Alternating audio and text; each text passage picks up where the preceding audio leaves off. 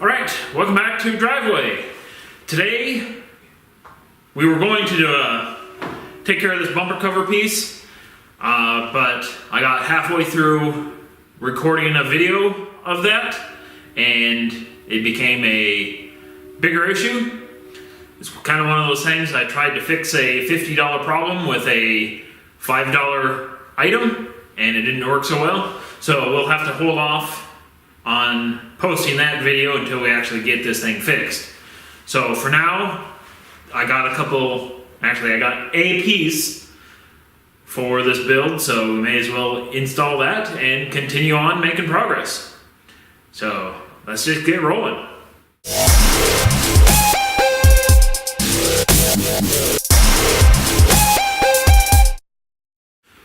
Alright, so since I already have the rear end out, I figure it's a good time to replace the sway bar. It's like, this is H&R. It's a German company, I believe. And this is just a simple little sway bar there.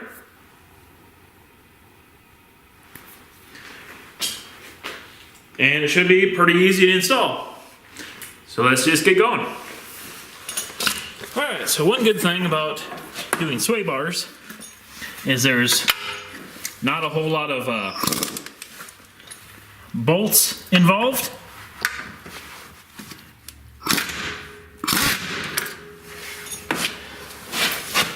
We kind of got to get the socket on there to begin with.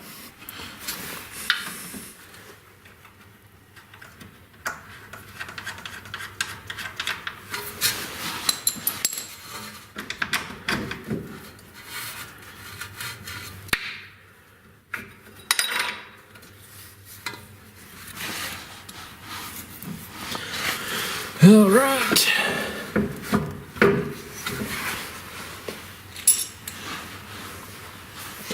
Then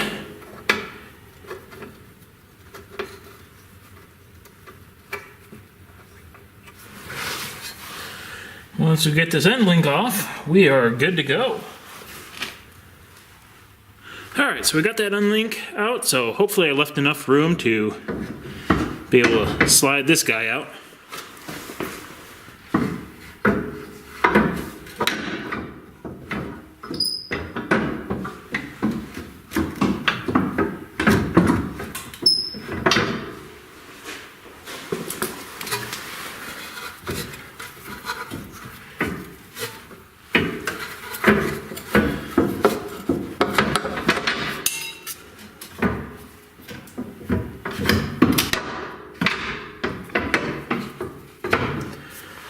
Well, I guess that's easier said than done.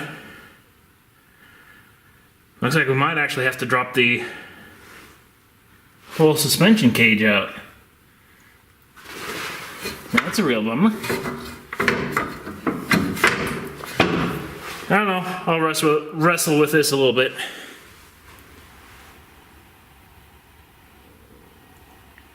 Alright, so got the old one out.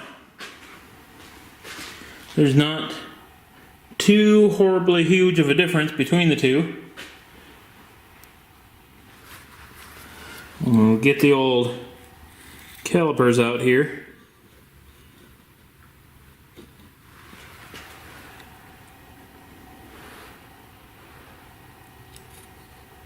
Hard to see that with my light going on in here. But it's pretty much 20 millimeters. This other one doesn't really measure that much bigger.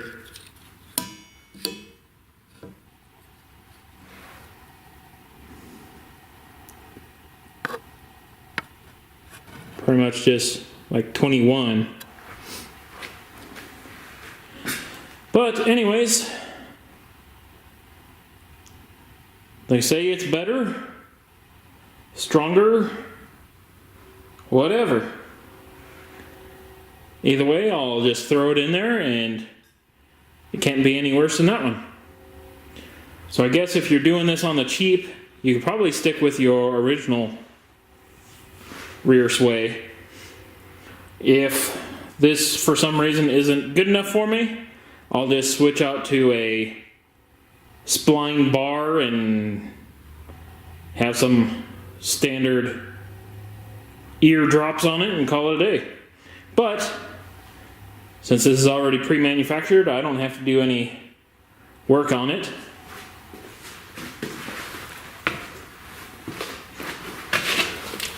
I did end up having to drop one side of the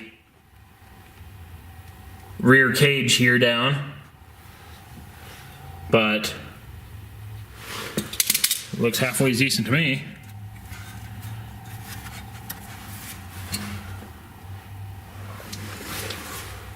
It's like in a perfect world, I'd probably swap out the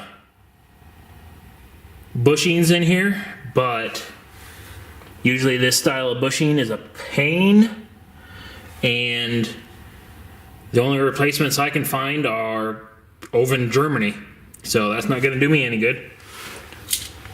Maybe there was a few in the UK, but I just didn't feel like it. Besides, the whole rear end section here is going to be solid mounted, so maybe the extra little bushings in the subframe will be beneficial.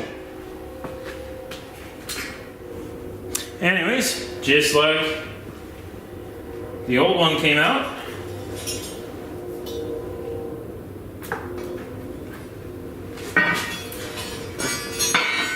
let's just stuff the new one in.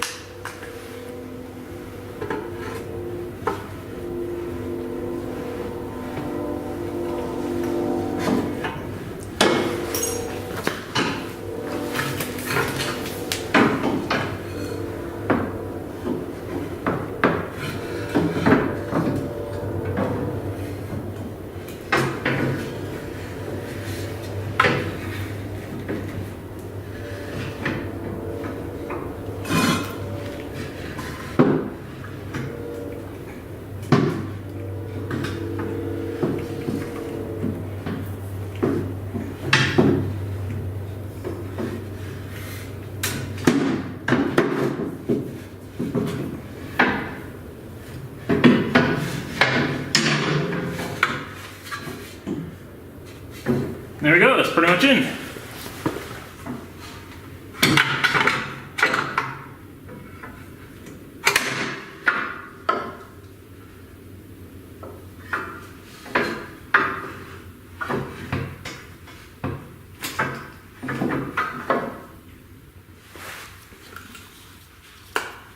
Well, if nothing else, them bushings really had to be swapped out. New one is kind of a like fiber reinforced whatever.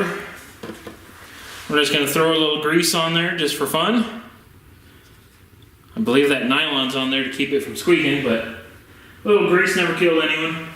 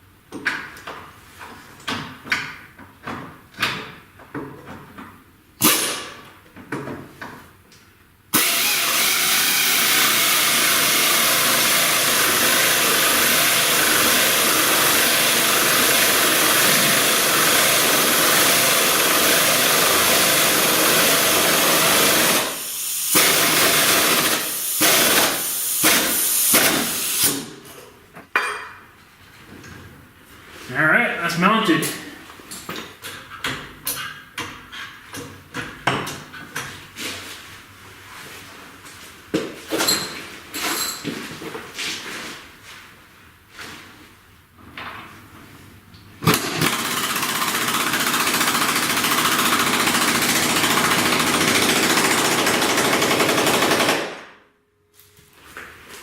Alright, so that's gonna do it for today. We just did the quick little throwing in the sway bar in the rear. I'm still waiting on more parts to show up to continue doing more work. So in the meantime, I'll probably weld this bumper bar in a little bit better, but it's not gonna change how it looks, and we'll just move from there.